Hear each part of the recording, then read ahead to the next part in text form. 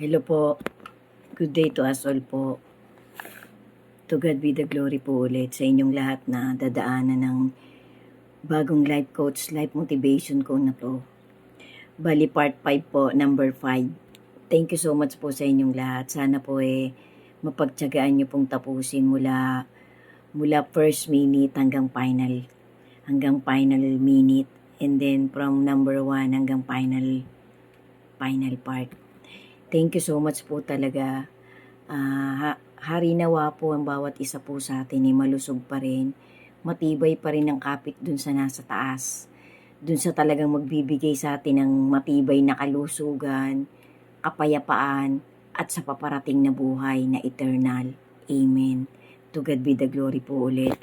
Bali, ang context po ng content ko na to guys halo-halo po, life coach, life motivation, at mga inspirational quotes po from the Holy Scripture, from the love letter of our Creator. Amen.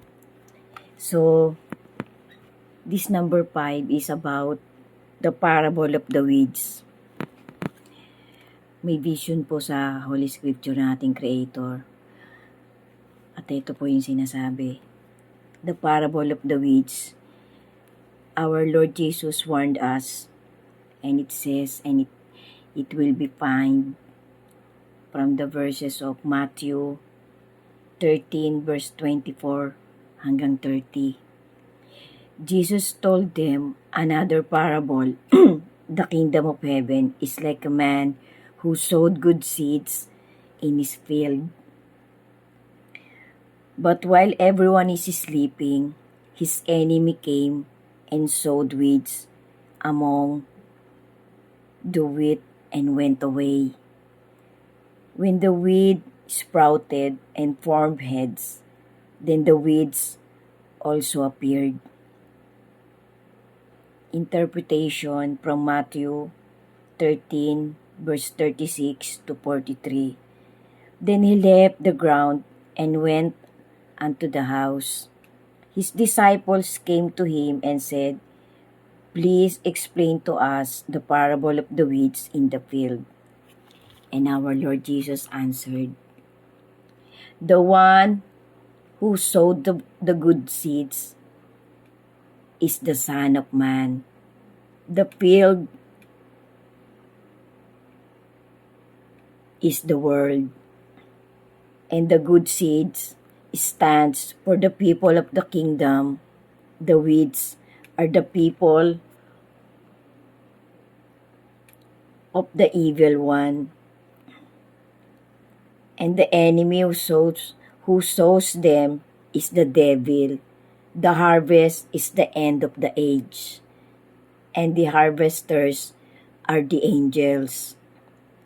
As the weeds are pulled up and burned in the fire, so it will be the end of the age.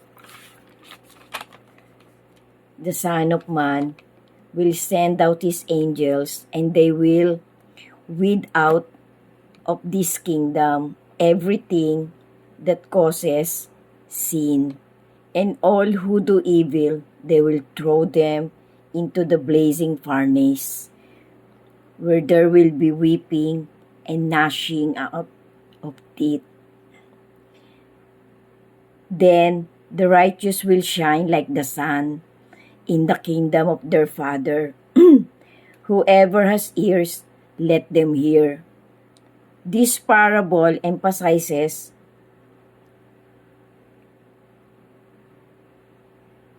the coherence of good and evil in the world until the final judgment. It teaches the God's judgment will ultimately separate the righteous from the wrong, from the unrighteous, and those who rejected God's ways will face eternal consequence. And I will be added Malachi 4 verse 1 and Revelation 21 verse 1 to 6. So guys, Nagpapatunay lang po itong chapter na to from the love letter of our Creator sa pangkasalukuyang nangyayari globally.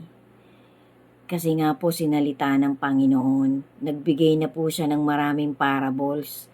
Pinaliwanag na po niya nung naging body and flesh ang ating Lord Jesus. Unang-una po sa kanyang 12 apostol. Sana po guys wag po nating baliwalain yung mga nangyayari sa paligid ng mundong ito. Kasi sabi nga po, nobody is an island. Kung ano pong nangyayari sa isang lugar, kakonektado po yan, buong mundo po. Sana po patuloy-tuloy tayong mag-pray, patuloy-tuloy tayong umasa at kumapit sa lahat ng motivation ng ating Panginoon. Kasi wala naman po talagang pwede pang ibang asahan sa panahong nangyayari ngayon sa ating last generation ng humanity. Maging aware po tayo palagi guys. Sana po panghawakan pa rin natin yung mga pangako ng salita ng ating Creator. Kasi napakamakapangyarihan po ng kanyang mga salita, ng kanyang mga tagubilin.